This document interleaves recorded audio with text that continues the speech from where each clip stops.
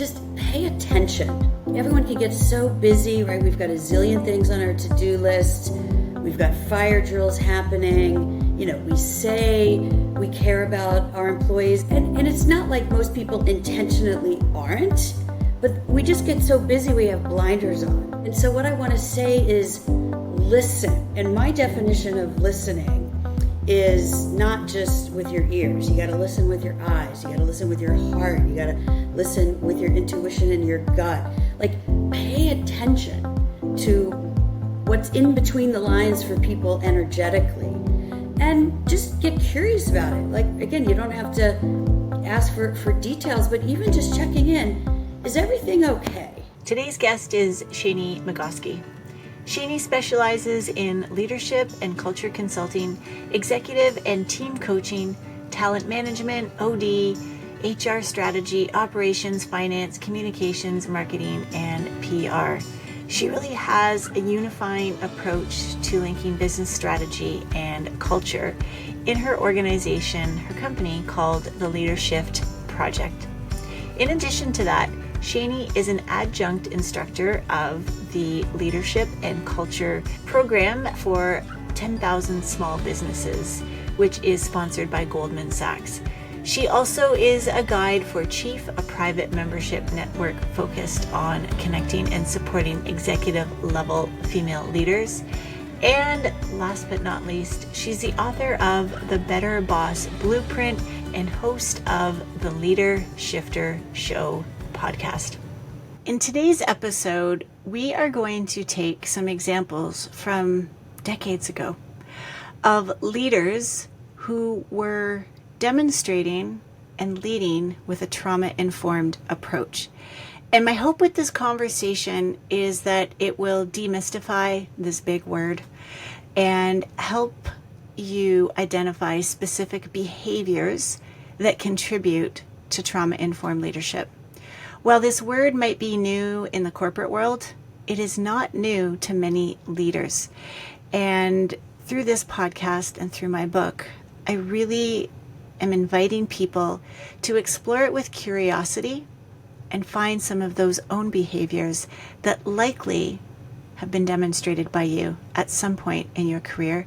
And if they haven't, now you have some tangible examples to move forward with.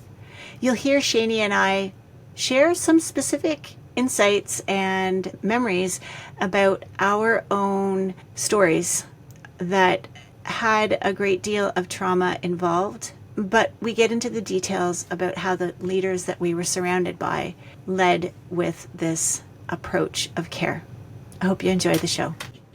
All right. Hello, Evolve listeners. Welcome to another episode. I'm really excited to be speaking with my guest today, and her name is Shani Magosky. Hi, Shani. Hi.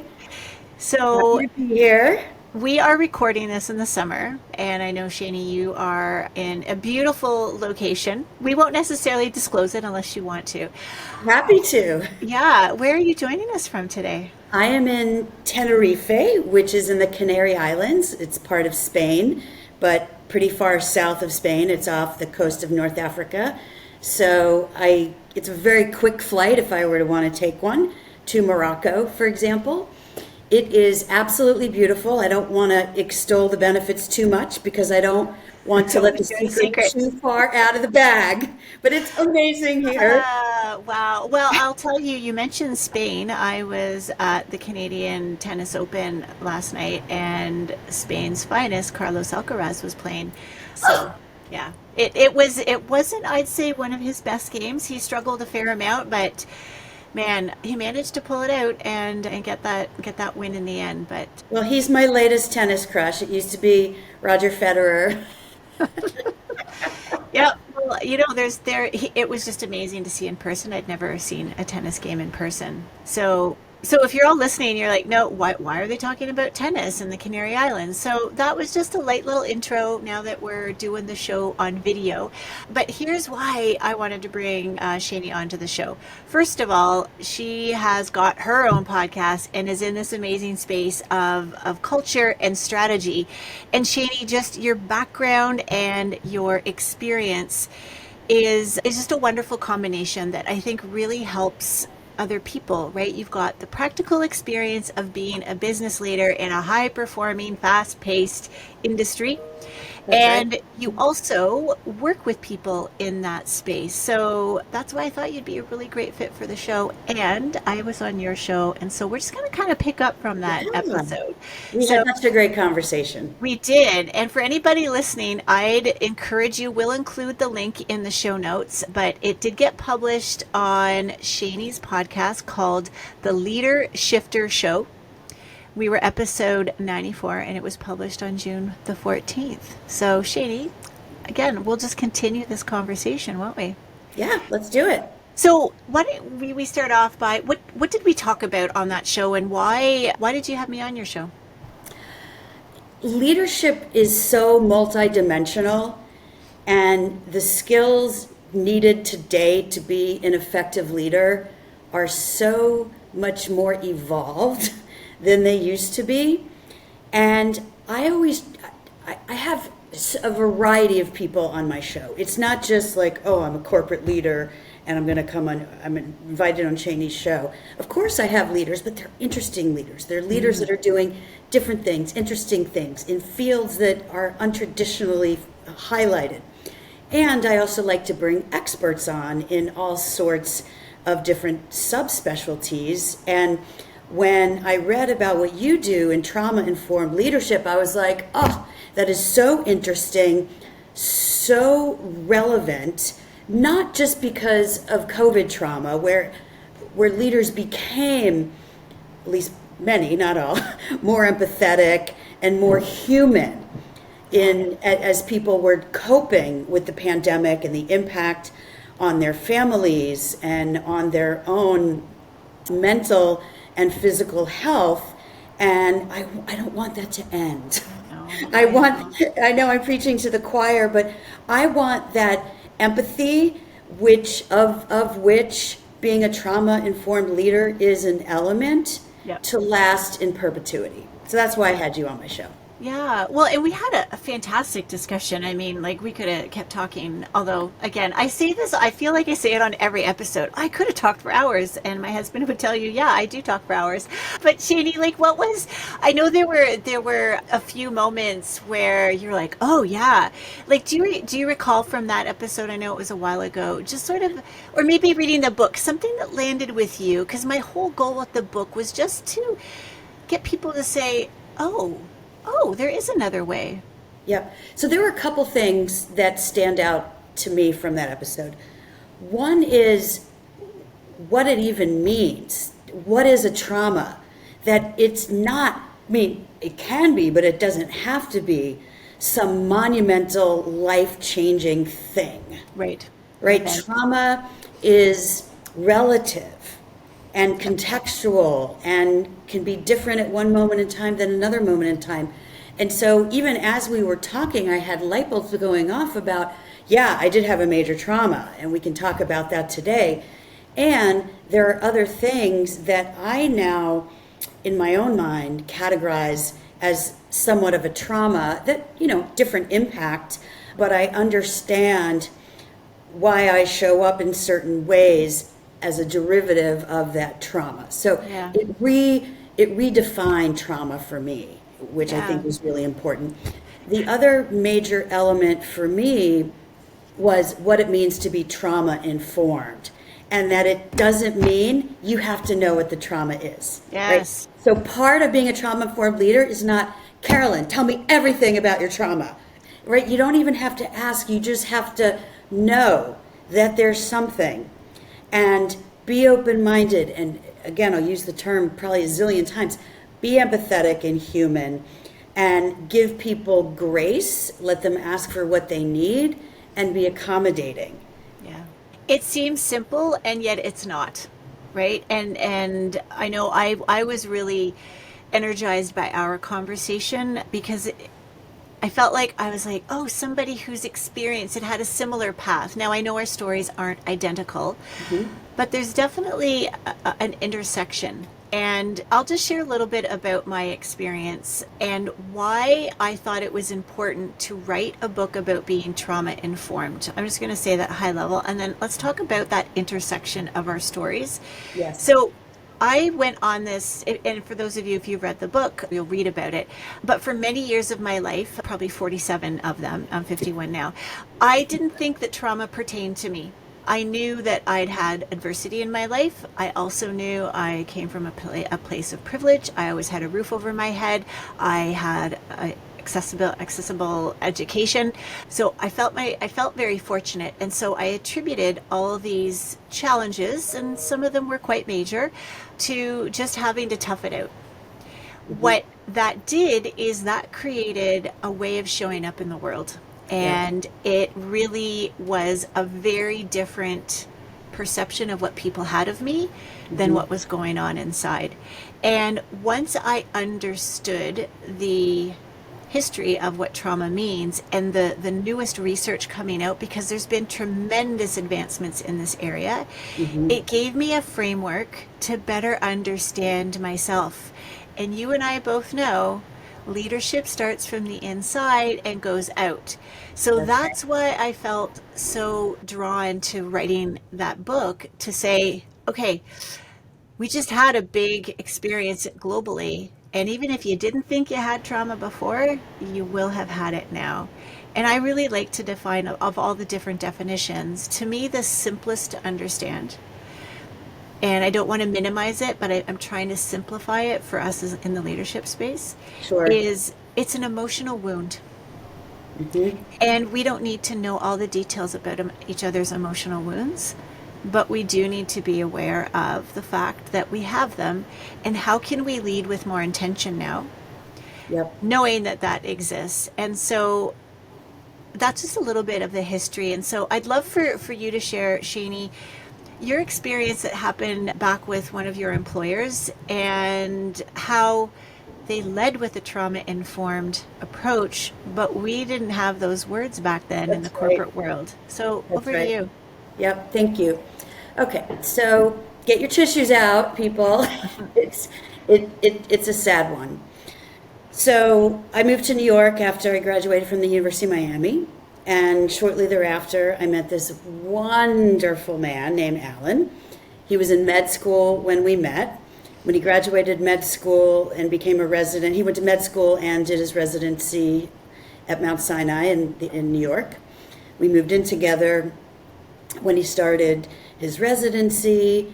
And at age 27, out of the blue, he was diagnosed with colon cancer. And we were living together, we were engaged, but we're in no hurry to get married because he's a surgery resident working a zillion hours a week. And I was an investment banker at Goldman Sachs working a zillion hours a week. Right. So part of the benefit of living together was we actually got to see each other once in a blue moon, like two ships passing in the night. And this came out of nowhere. What we thought was relatively healthy 27-year-old man gets diagnosed with terminal colon cancer. So long story short, it was only 7 months between when he was diagnosed and he passed away in our apartment. While I was there, while his mother and his brother and his oncologist happened to be there as well. Trauma to the nth degree. Not just the fact that he died, the trauma, and I was his primary caregiver, so the trauma of watching someone you love deteriorate. Cancer is so dehumanizing. It takes everything. And in his case, of course, it was physical, all the things you read about, and it was mental and intellectual. By the end, he was having hallucinations, and I still have some sort of PTSD from it because it was so profoundly sad. And then, of course, there was the trauma afterwards of the anger and about everything that was supposed to be that now couldn't be. And I was so resentful, like so stuck in the Kubler-Ross early stages of grief. Yeah. But to the credit of my boss at Goldman Sachs, her name was Barbara Tartell, great lady, mother of 3 kids herself. I remember I called her from Mount Sinai on a payphone. This was Oh, wow. That was a while ago. Just this dated was the yourself there, mid-80s. Shane. I didn't have a cell phone yet. Called her on the trading floor from Mount Sinai Hospital when we got the diagnosis. I could hear that she was tearing up, and instinctively she said to me, "We support you. Do what you got to do. Be there for him. If you want to come to work to get away, of course you're welcome.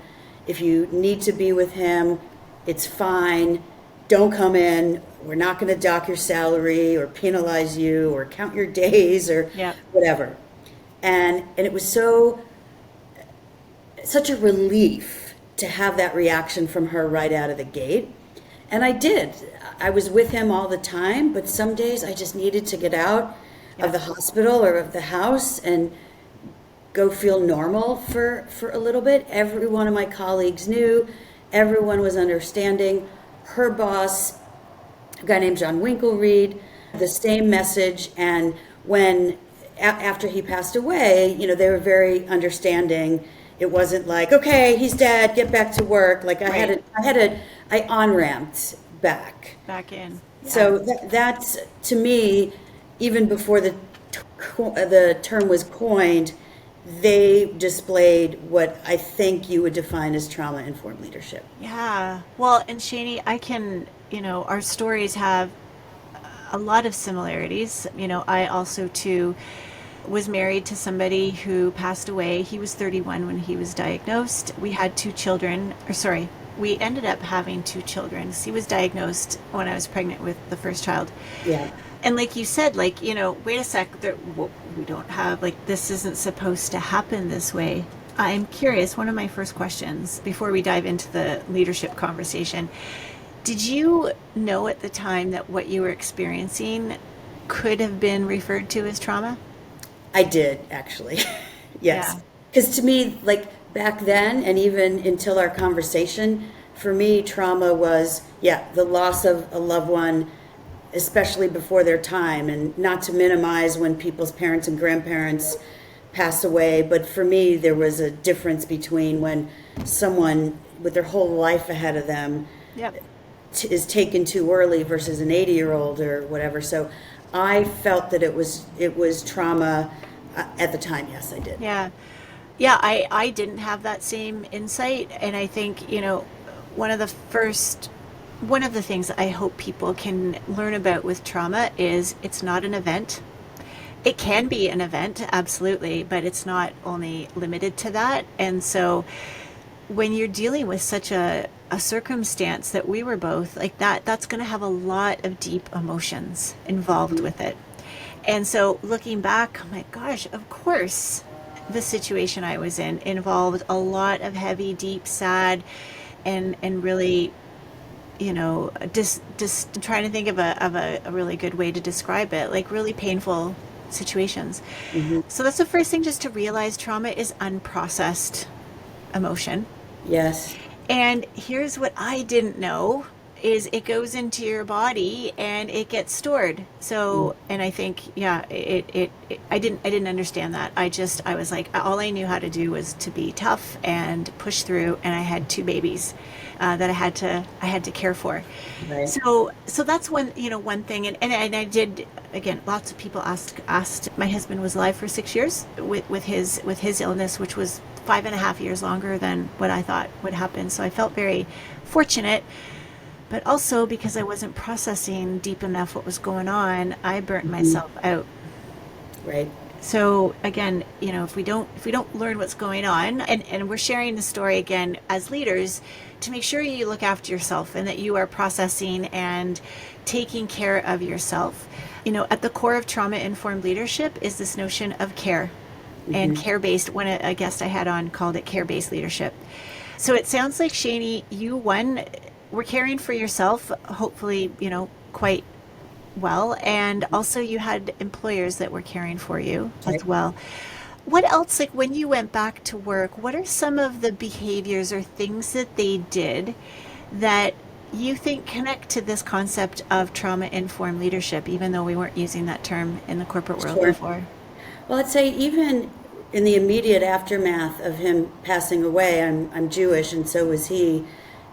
We said Shiva, and every one of my colleagues came out to Long Island where his brother was hosting the Shiva, checked in on me. Like they didn't just tell me I'm sorry. They schlepped out to Long Island to like be there physically with me, which meant a lot. And one of my colleagues, this guy Matt, who I'm still very close with today, he had lost his brother, his younger brother, to cancer not long before. Wow. So he really got it, and that's why we became so close. I had a confidant on the desk, on the trading desk, that I could really go to when I was in a lot of pain. It's like coming up right now. Yeah. Shani, it sounds like that connection that you had with him, it goes really, it's very meaningful, isn't it? To have that connection and to be seen. Yep. Because it's like whenever I have a friend or a client or anyone in my life who loses someone. For example, one of my first cousins, his wife died out of the blue. She was 61, but healthy, vibrant, no health problems. Died in her sleep, I don't know, 5 or 6 weeks ago. He woke up on a Sunday morning and she wasn't breathing. And she's got 2 kids, and they've got 2 kids in their 20s. And so those boys, I was talking to them at the funeral, and they just asked me for some advice. And I said, listen, almost no one knows what to say. Yeah. Some people won't say anything because they think it's awkward. Don't take it personally. Doesn't mean they don't care. Yep. Some people are going to say the wrong things. They're going to say stupid things. Don't take it personally, right? It's just, when people have not walked in your shoes, they just don't know what to say, and that's okay. And then the other thing I told them was, you've got a lot of support right now because it's fresh and people are feeling bad. It's going to go away. It goes away. Yep. It goes away sooner than you want it to. Yeah. And then you're like, no one's bringing meals over anymore. No one's calling you every day to see how you're doing. And it goes away pretty quickly. And so the advice I gave them was, reach out to the people you can depend on. Even if you're not hearing from them when you need it, reach out to them. Like, reach out to me. Take care of yourself. Don't don't just bury your head. Your mom would want you to move on. That doesn't mean you can't be sad. So anyway, that was a bit of a tangent, but just in terms of connection and relationships, I guess that's where I had been going with that. And that's what I tried to do with my book, was to really try and simplify, because like when we deal with trauma and grief, like we're getting into some grief topics, that's heavy, and I wanted to make sure people realized you don't need to carry all that heaviness with other people. And quite often, as you alluded to, we sort of scooch around or skirt around what we might really want to say because we're feeling a little awkward and uncomfortable. And hey, that's normal. I certainly don't always approach this topic with the same sort of openness. It definitely takes a bit of work to, connect with others. But at the core of it, there are 2 elements that I think will help us as leaders. Is this notion of connection and recognizing and honoring the other person's situation. Mm-hmm. We don't need to know all the details. We don't even need to feel the exact same thing, but connecting them and helping them be seen. So what would be, Shani, some examples of how, and let's keep it like to maybe people that weren't as close to you, because obviously we're going to have some people that we can get really detailed with, but what are ways that people you worked with after Alan passed away, Mhm. or even before when he was ill, how did you feel seen and heard and validated that allowed you to feel in connection with them versus silent, unseen, and alone and isolated? Right. Well, the first thing that comes to mind was, when was this? I don't know. It was maybe a year or more after Alan passed away. My coping mechanism was throwing myself into work because I wanted to be joyless. Yeah, I hear you. I hear you. Like I felt like that's what I was supposed to do. Like I wasn't supposed to laugh or smile or have fun. I mean, not that I never laughed or smiled at work, but you know what I'm saying. Like Yep. I didn't think I was supposed to, go enjoy myself, or certainly didn't think I was supposed to date. And so I really threw myself into work. During that time, I also got some bigger new clients. One of them was a real asshole. And that stressed me out a lot. And I'm delicate, emotionally very delicate. I also, I was still at an age where lots of people were getting married. And baby showers. And every time I went to one, it would just wind me up and I would get bitter and angry, jealous, Yeah. And so I was showing up at work like, yes, I was intense and I was working hard and I was doing a great job. But the energy I was giving off was that of anger, frustration, just like, I mean, I was nice and I was collegial and professional, but it was just this like intangible thing. Yep. My boss's boss, this John, who I told you about, noticed that there was just something off with me. So one day, out of the blue, he pulls me off the trading floor into his office and he asks me one question. Shani, what's going on with you? Not in an accusatory way, like what the Yeah. hell is going on with you, but just like in this just very open question. What's going on with you? You're not yourself. And I said, do you really want to know? And he said, of course. And okay, I know we say you don't have to know what the trauma is, but I Right. spilled my guts. Okay, but the point is, though, is that John went into that conversation and allowed you to take it where you wanted to. Yes, and I unloaded and I was in tears, and I'm not the kind of person who would ever have cried at work, especially at Goldman. Yeah. But I felt that it was a safe space to do so. And after I let it all out, he looked at me and said, when was the last time you took a vacation? And I was like, I don't know, 2 years ago or 18 months ago, whatever it was.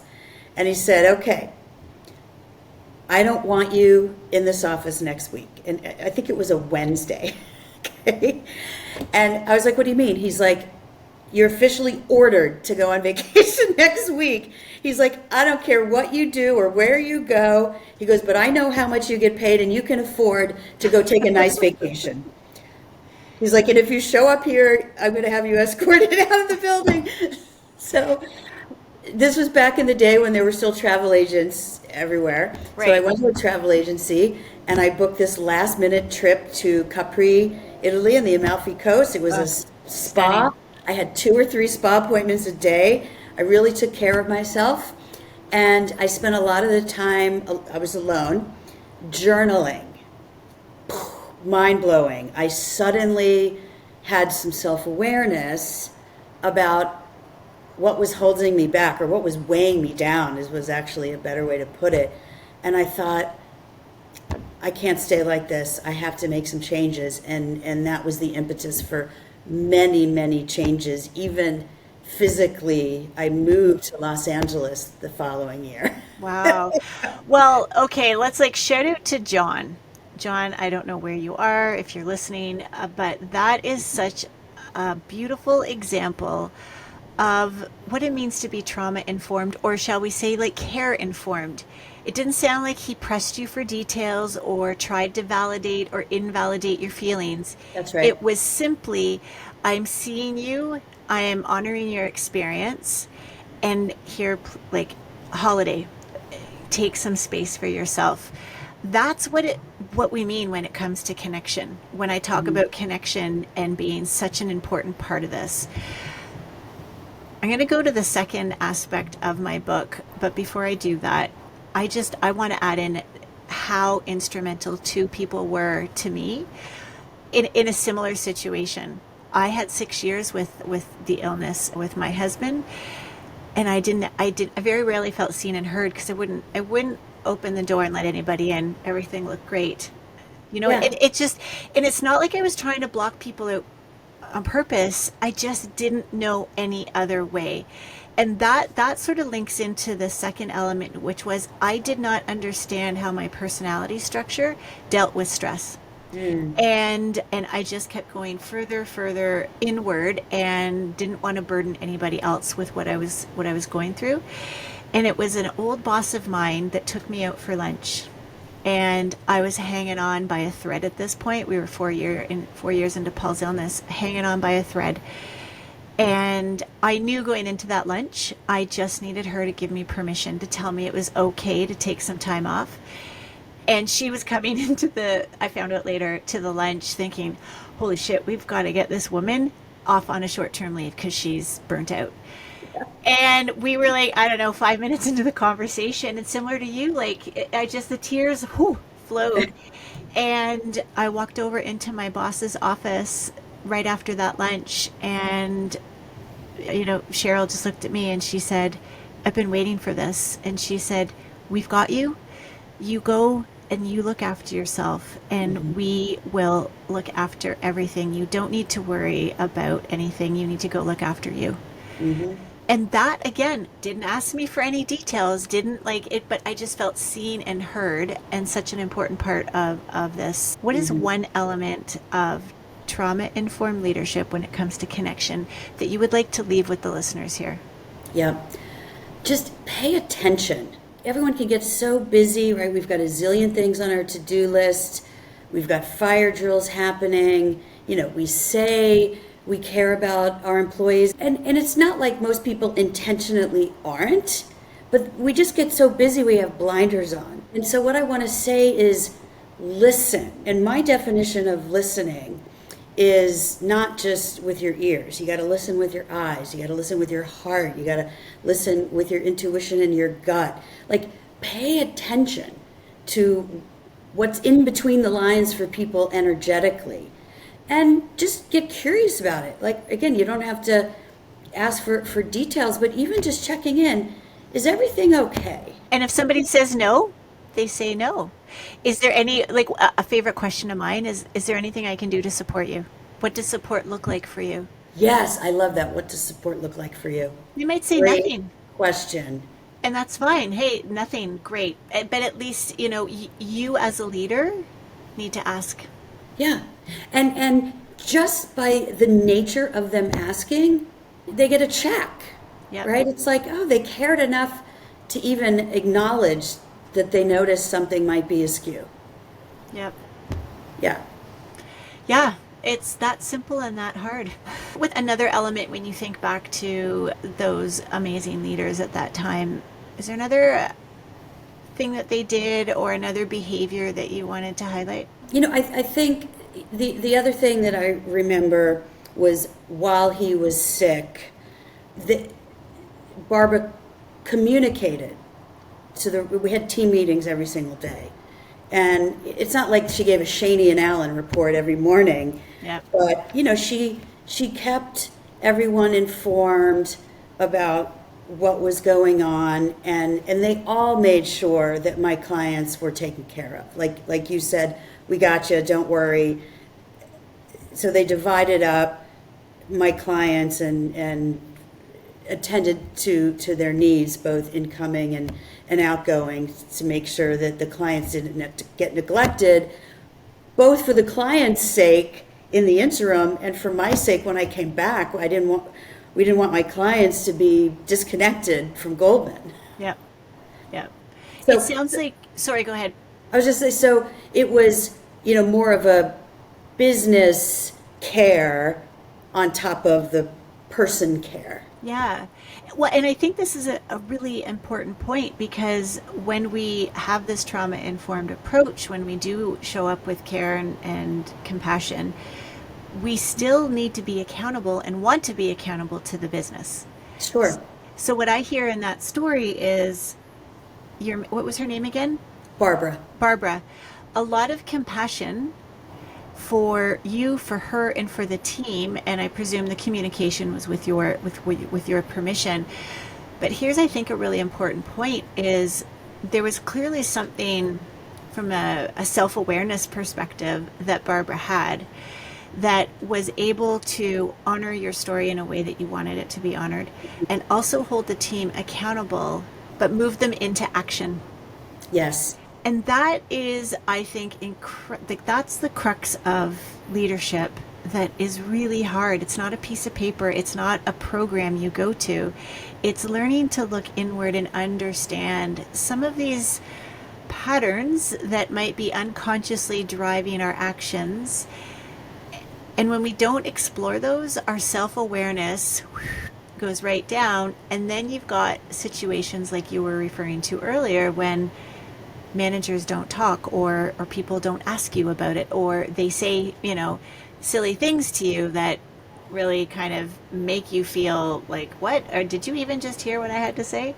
Yeah. So this is the second aspect that I think is really important, is that if you are leading in an organization today, the best way through all the challenges, and I know this is hard, and I also know it does work, is to really look inward and understand yourself. Yeah. So let me add something about Barbara and what I have always known about her, but I learned more about the personal side of her when this happened. She was a badass. She was a groundbreaking woman on Wall Street, and one of the few female leaders in fixed income at the time, or anywhere in the firm, quite frankly. And her clients loved her. She did a great job with them. She was an excellent representative of the firm, very high achieving. And like a little tiny thing, like I don't even think she was 5 feet tall. Wow. But emanated such presence, even though she was of diminutive size. And so a lot of people, that's how they experienced her. Oh, she's a hard ass. Through this situation, I realized what a big heart she had. And I know what she tapped into in her, like I said, her instinctive reaction on the payphone that day. She's a mother of 3 kids, and a mother's worst effing nightmare. Yep. Right? Is that something like that happens to her kids. So I know immediately she put herself into Alan's mother's shoes and to my shoes as the significant other, and was like, whoa. So she was as rabid about family, taking care of her family, as she was about taking care of her clients. Yeah. and her business. You know what I love about that story, Shani, is it's an incredible, that's a very, very stressful job, right? Like I've never worked at Goldman, but I know the industry from afar, and it's a pressure filled place.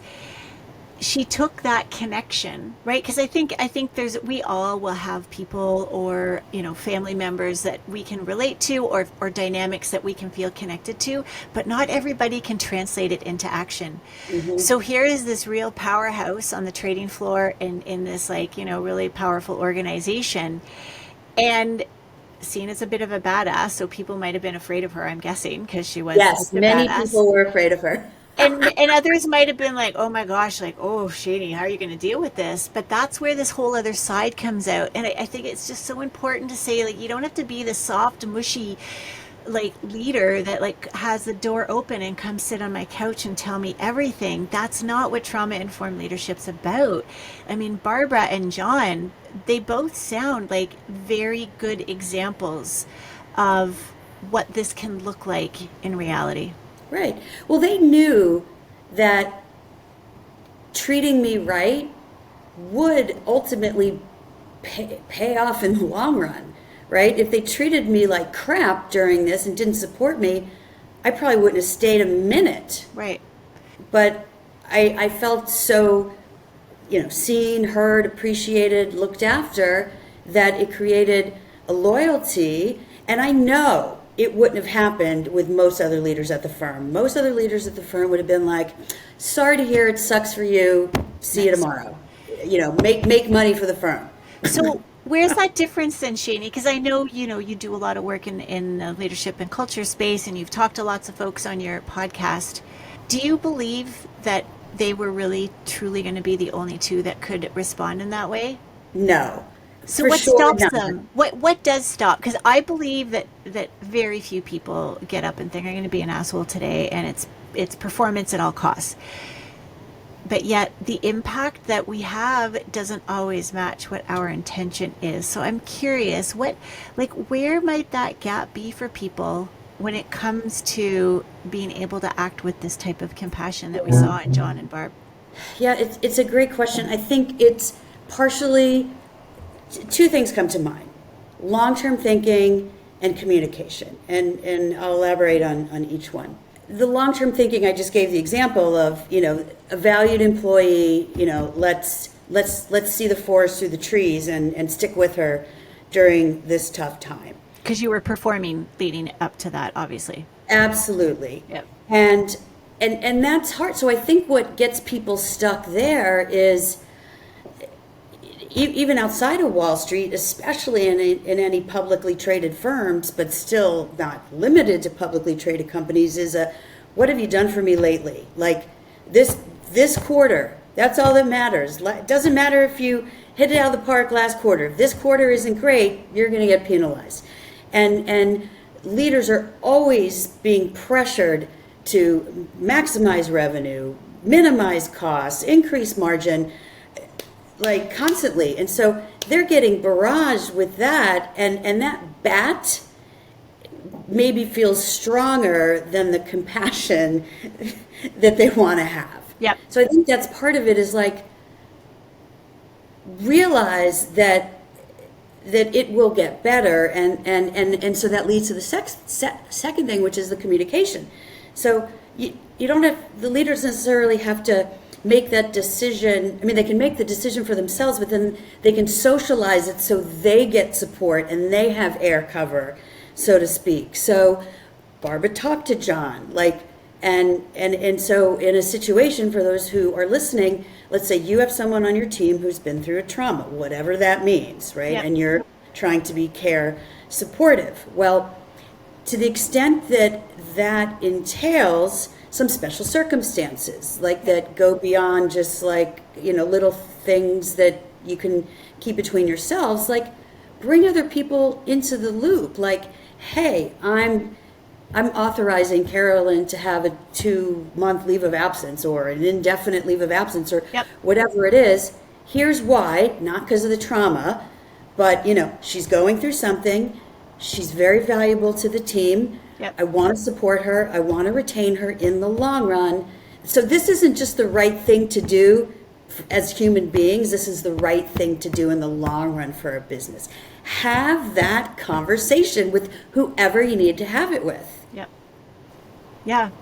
And I think what gets in the way of that is when we don't know ourselves and honor and value our own emotions and what is going on. I think of a leader at the time who probably on paper didn't have the best reputation of being a caring leader.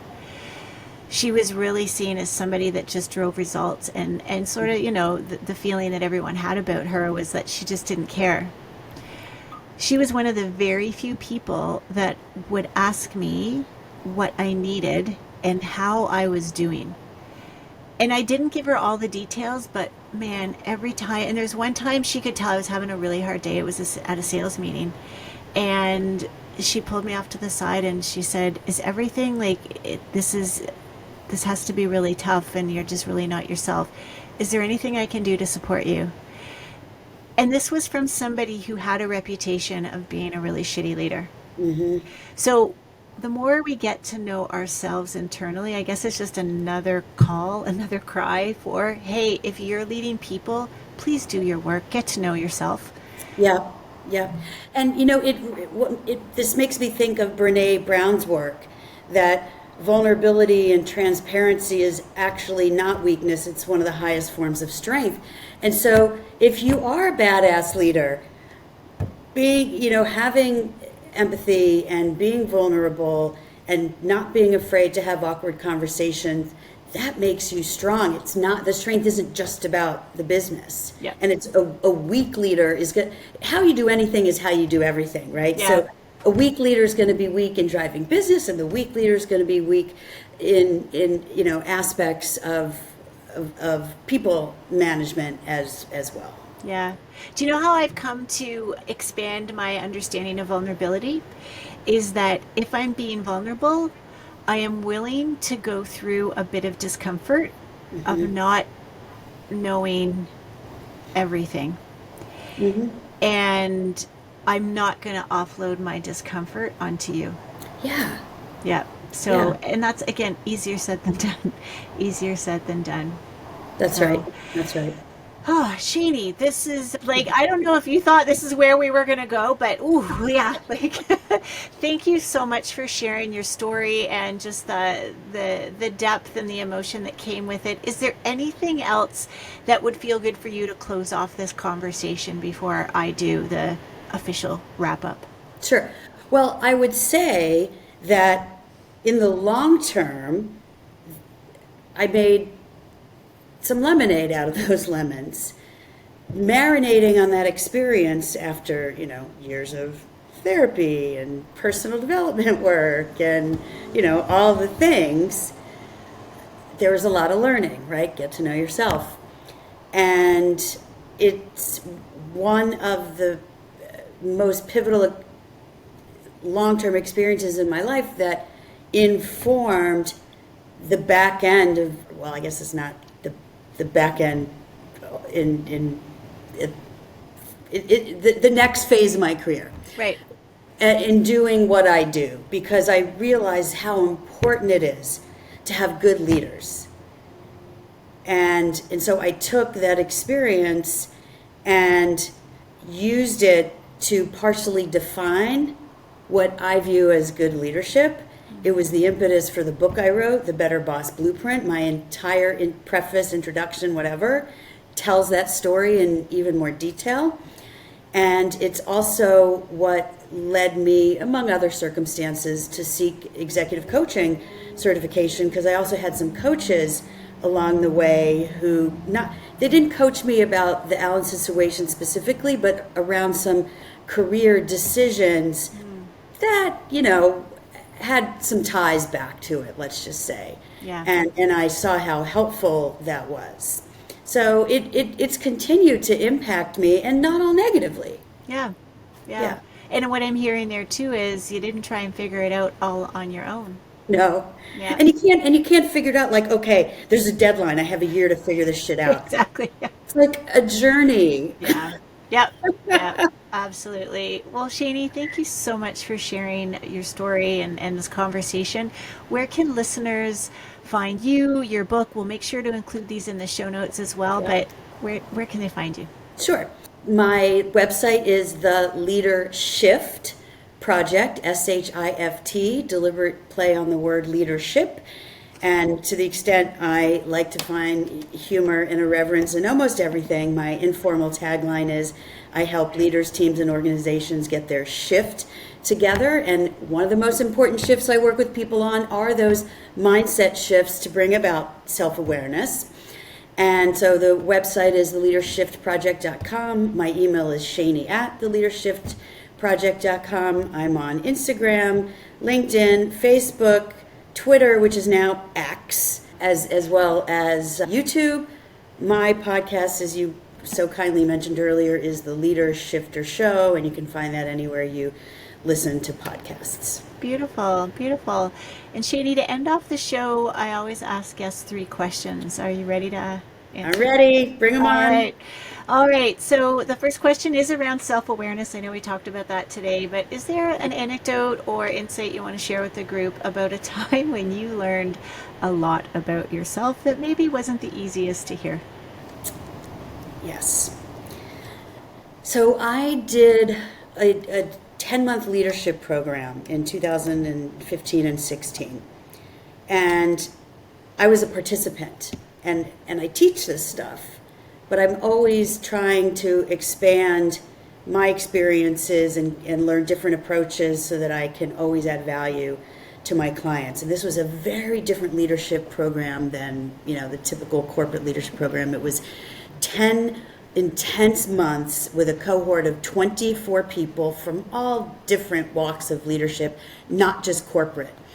And we had four offsites for 5 nights throughout the 10 months in a very rustic location in North Carolina. And in between all those sessions, we had lots of assignments, reading, we had pods, and we'd have calls every week. We had projects, like very, very intense. And when we were in person together, the activities were, I'll just use the word again, intense, and unlike anything I had ever experienced, including brute honesty. There was this one, after we got to know each other a little bit better, and it was more appropriate to do this, we had a night where every single person had to sit in the hot seat in front of everybody and get feedback, candid feedback from everybody, both positive and constructive. And sort of unanimously, and it's hard to be up there in that seat, and it's hard to give the feedback a lot of times. So a pretty unanimous piece of feedback I got was that I lead with my head, which I've always known. Yep. Straight A student, even though I've got a big personality and very extroverted, I'm an ENTJ, like I still led, now past tense, with my head. And they all said, we know you have a big heart. We want to see your heart.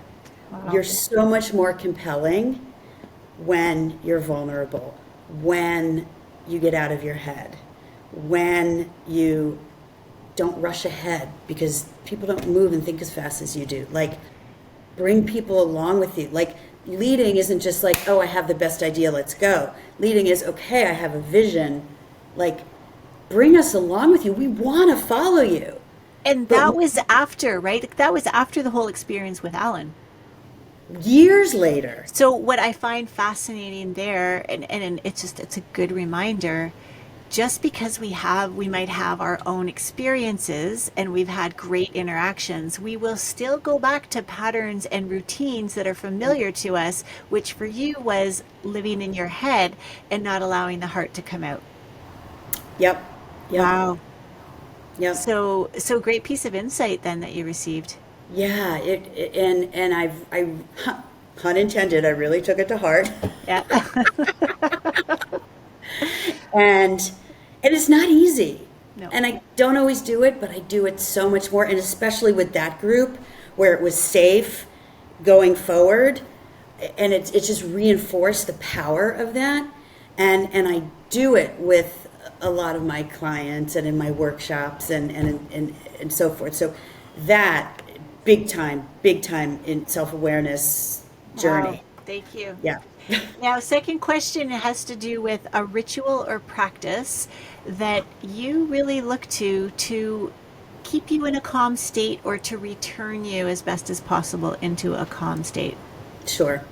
Well, I've been practicing yoga for, oh my God, like more years than I wanted. Like since after Alan died, it was one of the many coping Trauma processing, getting that out of your body. Yeah. Yeah, exactly. And to the point where I loved it so much, I became a certified yoga instructor, not to teach, but just for edification.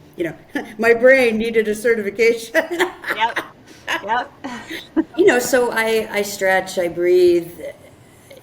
Yoga isn't just the poses, right? Yeah. But so I developed a tool that I use, and then I've been teaching it to my clients. It's called the Daily Gain, Gain. And it's an acronym, as well as gain is a nod to that you gain benefit from doing the Daily Gain. Right. And I try to do this every morning. And you don't have to sit and write it down. You do it in the shower, when you're drinking coffee. G stands for gratitude. What's one thing you're grateful for? It doesn't have to be major. It can be like, oh, like my cat's sitting there and he's so cute. I'm grateful for my cat. Or, you know, my omelet turned out really well this morning. Yeah. Affirmation. Like, what's one thing you know to be true about yourself? Like, give yourself that pat on the back. Like, I am good at my job. I am a good parent. Whatever it is. The next one is intention. So this is more about how you want to show up. So what's my intention for the day? My impatient, wow, that was a Freudian slip. Well, some people might want to be impatient one day, but there are days where I do want to be impatient, Shani. Well, what I was going to say is my intention is to be patient, because that's sometimes a challenge for me. Yeah. My intention is to be composed, because I know it's a busy day. Whatever it is, and then the N stands for non-negotiable. Okay, what are the one or two doing things, not being things, that I have to do today? Because as we alluded to earlier, we have to take care of business too. Like, we have to get shit done, and people love it. That is, so it's really, I'm going to think of that in the morning. Gain. I'm just going to do my gain moment. Yeah. Thank you. Now, the last question is about our connection to things that are bigger than ourselves. And I like to approach that through the genre of music. So is there a song or genre of music that makes you feel connected to something bigger than yourself? Yes. And this is, I would say, a newer thing for me over the past 10 years, because as a younger person, not that I didn't like classical music, I just didn't, it wasn't my thing. I listened to pop and 90s hip hop and country, right? There's an event organizer that's all over the world called Fever. Okay. And one of the things that they do exclusively is they put on these candlelight open air string quartet concerts that are tributes. Have you seen them? I haven't been to one, but I've seen them advertised. Yeah, because they do them in Toronto. I have been to 15 of these things, and they'll take famous artists and they do string quartet performances. So everything, of course, I've seen Bach and Tchaikovsky and things like that, but also ABBA, Ed Sheeran, Coldplay, the Rolling Stones. I can't even begin. I'm blanking on some of the other ones, and it is so profound. I sit there mostly with my eyes closed, and then I just go to another place. It's almost like a drug, how my mind just starts to relax, and my whole body is hearing and seeing and just calming, and so that kind of music makes me feel connected to not just to the world or the universe, but makes me feel connected to all of my senses. We're just going to end on that, Shani. That, what a beautiful way to bring all of this home, because I think ultimately when we look at leaders of today and tomorrow, the best leaders are going to be the ones who are connected to their body and all of their senses. And that will give them the information they need to lead in the most compassionate and accountable way. Yes. Amen. Yes. Amen. We're going to end it on that. Thank you, everybody, for tuning in to another episode. And Shani, thank you so much for joining us on the show. Oh, my pleasure. Thank you for having me. Another thoroughly enjoyable, awesome conversation. I just love you. I love you too, Shani. Wow, so many memories came up for me in that conversation with Shani about my own past experience and how I've shown up as a leader, also as a contributor to organizations. And I think the thing that's really top of mind for me right now is, regardless of our experiences, we all are going to have times in our life that are going to be more challenging emotionally. And we do get through it. And we live in sort of hills and valleys. And so perhaps when we are through it, we might find ourselves returning back to patterns or behaviors that maybe might seem a little bit contradictory to what we've learned. Shani shared an example of, finding that feedback to come back into her heart. Life is a journey, my friends, whether you are officially leading people, but you're always officially leading yourself. And so I hope that you found a bit of space for compassion for yourself and recognize these hills and valleys are going to occur for all of us. Thanks again for listening, and we'll see you on our next episode soon.